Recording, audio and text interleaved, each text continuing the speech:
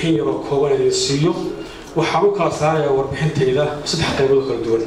inaan ka bilaabo sababta ay ku yimaadeen ama marxaladan keentay abaaraha inay yartaabaan shan iyo tobankii sano ugu dambeysay deegaanka Soomaaliland xooggiisa gaar ahaan gobolada galbeedka waxaa jiray soo noqnoqosho abaaro ay soo noqnoqonayeen inta la fahmo loo baahan yahay toddobadii sano ugu dambeysayna goobaha galbeedku culays badan baa haystay dhaqanka Soomaalida waxa ka mid ahaan jiray Soomaaliland ama inteena mataqaanada keen walaal deegaanka Itoobiya waxa ka mid ahaan jiray marba meesha naqo uu jiro in loo guuro marka jiilaalka markay tahay bisha October November December iyo January afarta bilood dadka deegaanka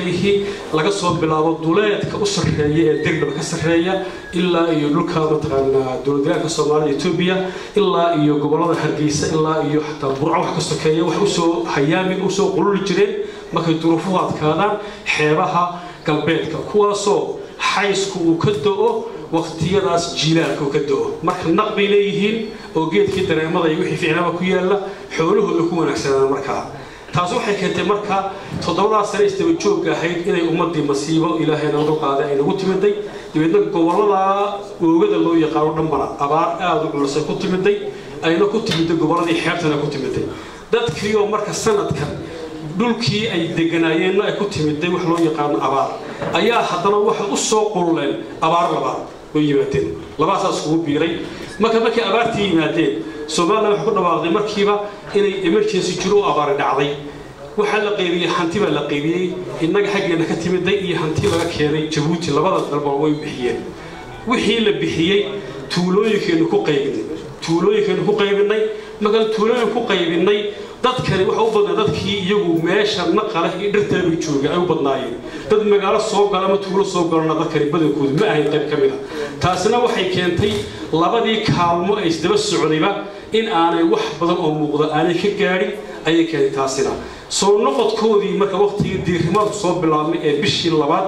dhexdeedii la marayo waxa la bilaabay in dadkii soo hayaamaan mar labaad si ugu noqdaan deegaamadoodii ay ka yimaadeen ugu noqdaan hayaanka labaad wuxuu keenay xoolahoodii abaar galay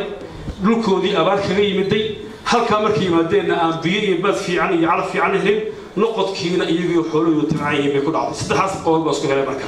marka waxa dhacday dadkii deegaankeena ahaa ee reer Soomaaliland ka ahaa oo iyagu baahan oo duruufahaas ku dhacay ayaa haddana waxa dul saaray marka waxaan rabaa in cadeeyo kaliya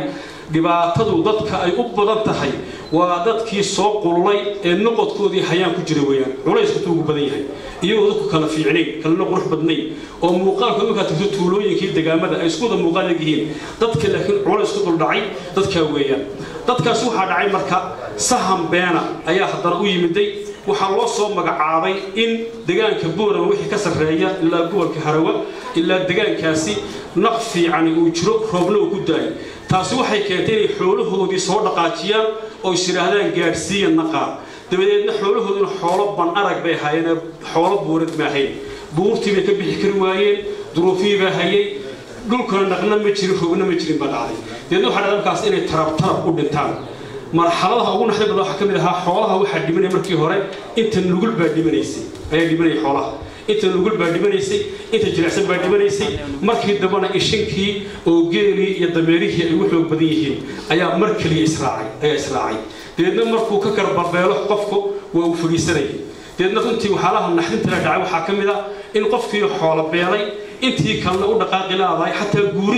guuridda ay guurayaan guuritaankii hirmiga ku naqaanay ee socdaalka ahaa ee maalinta socodka la sameyn jiray ma aha waxay dhaqaaqaan oo kaliya waqtiga dhaxanta fiican qabowga soo dhaca labada habeenimo dhaqaaqaan waxaanay joogsadaan subaxnimo joogsadaan markaas ay fadhiistaan inta kale ma socon kareen oo kuleelka ka baqayaan meel biirana ma joogaan socodka naqaan wuxuu jiray 10 cisho ku dhameey jireen xadkoo dhan bariga hore laakiin imika dhowr saacadood bay socodka way joogsadayaan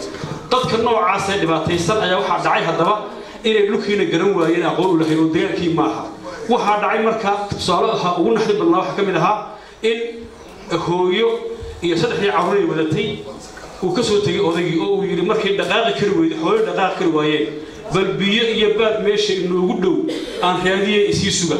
wuu soo dhaqaaqay zoonka bool agteedu yimiday عيد قرتها لوايو ذكي متقنا والس قروا ما كنت بين لقرتي إلا قبتي إلا يروح شاقد دبتي حدنا وحول تلمامي دبت تلمامي قرواي ماشي ذك وكريمتي وإنك الدجاج كيما ماشي وذك كريم دبت قرواي ده إنه حد عضي إن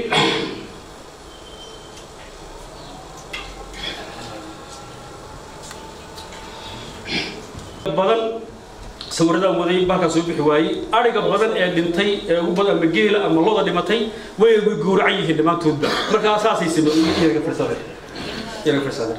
marka taasina waxa weeye waxa meesha ka dhacay ee soo aragnay weeyaan dadku hadana waxa dhacay marka qulku dhaco waa la kala hari jiray dadku waxa hari jiray ninka xoog galay ninka murqale ayaa soo kaxin jiray xoolaha dumarka carruurta lagu jiray maanta cid hadhin ma jirto dumarkii عهورتي كويل دلay كويل دشي كويل لوgeynayay gacmaha loo hayo marka meesha marka tagto yaani waxa qalbigaagu isbeddelaya marka